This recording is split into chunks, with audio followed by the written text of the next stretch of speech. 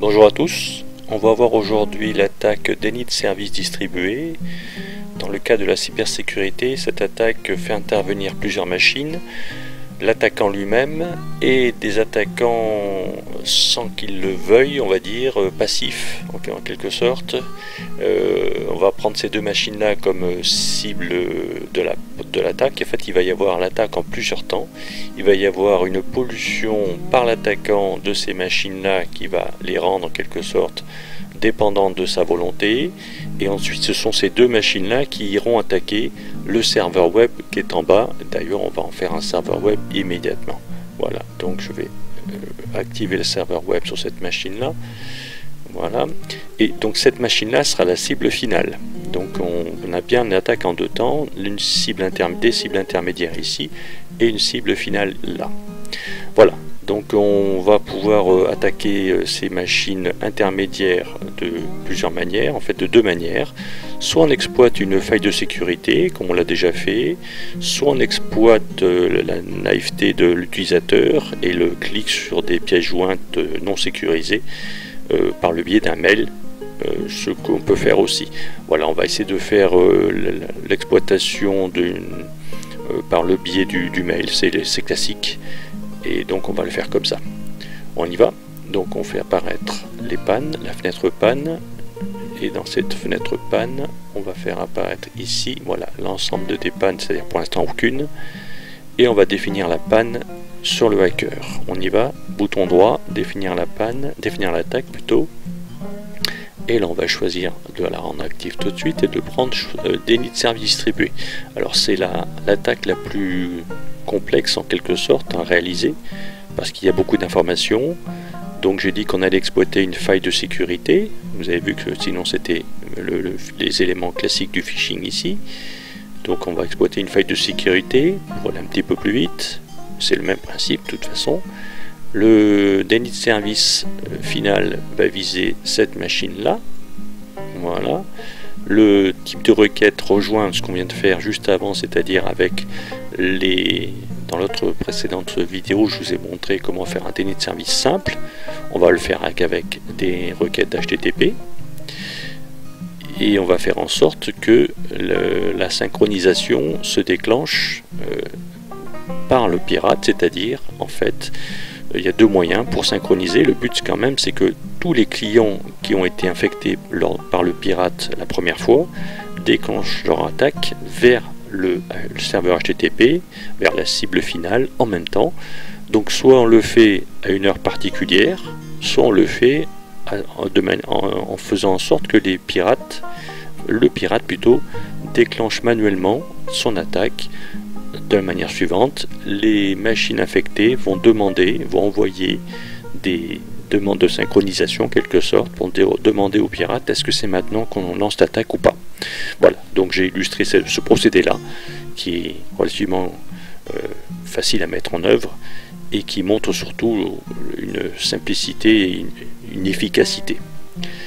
Voilà, donc on va avoir ce genre de choses via le pirate, synchronisation via le pirate qui est donc choisi.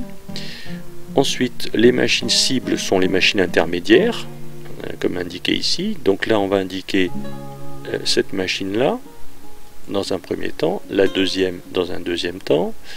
Il faut que je vienne ici, voilà, la deuxième dans un deuxième temps.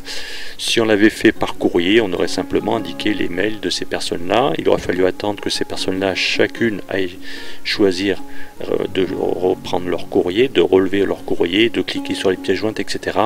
Donc c'était la même chose en un peu plus long.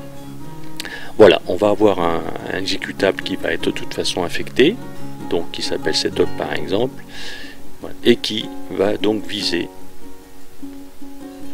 cette machine-là au final. Voilà, donc tout ça est paramétré, on peut fermer et on va mettre l'attaque en œuvre.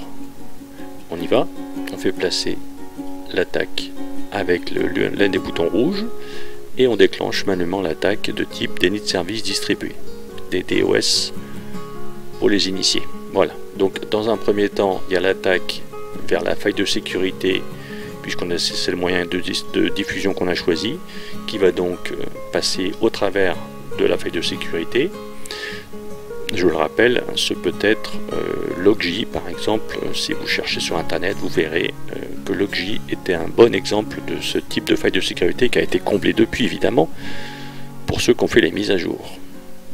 Voilà, donc on va voir les attaques successives de toutes les cibles intermédiaires. On va dire qu'à partir de là, l'attaque semble calme, on va dire, et simplement, comme j'ai choisi de mettre en place une synchronisation, eh bien, il va y avoir les clients infectés qui vont régulièrement aller solliciter le serveur, c'est-à-dire le hacker, pour demander est-ce que c'est maintenant qu'on passe à l'attaque ou pas. Donc on peut attendre comme ça un petit peu, et dès qu'on choisit de passer à l'attaque finale, pour infecter le plus possible, rendre indisponible le serveur web, alors c'est sur le déni de service ici, c'est sur l'attaquant qu'on va assaillir, on va cocher cette option ici, et donc on va avoir je vais valider l'option, on a à valider le fait que l'attaque se fasse, et donc quand à la prochaine demande des deux, les deux vont avoir une réponse favorable de l'attaquant, et donc ils vont procéder à l'attaque sur le serveur web. Là j'ai illustré simplement avec deux machines soumises en quelque sorte, mais évidemment on peut le faire avec des centaines de machines, ça revient exactement au même. Et donc voilà, la synchronisation c'est faite, et donc on va avoir voilà ici une première attaque qui se fait vers le serveur, une première attaque, c'est-à-dire un premier déni de service fait par Bob.